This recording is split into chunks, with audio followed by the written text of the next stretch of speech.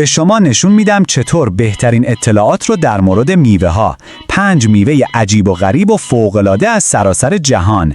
بعضیاشون ظاهرشون عجیبه، بعضیاشون طعمشون عجیب تره. آماده اید؟ بزنید بریم. شماره 5 کواواتو که در عمق آمازون پیدا میشه، با کاکائو خویشاونده ولی بوی شکلات و آناناس میده. شماره 4 جابوتیکابا که مستقیم از تنه درخت در برزیل رشد میکنه و پر از آنتی اکسیدانه. شماره 3 خربزه شاخدار، خاردار، نارنجی و طعم خیار، لیمو و موز میده. شماره 2 لنگست، شبیه یه سیب زمینی کوچیکه ولی شیرین و مرکباتیه و برای روده هاتون خوبه. شماره 1 میوه حالا از هاوایی، ظاهرش دیوونه کننده است، تقریباً علمی تخیلیه و برای هضم عالیه. کدوم را اول امتحان میکنید؟ تو کامنت ها به هم بگید و برای شگفتی های خوشمزه بیشتر سابسکرایب کنید.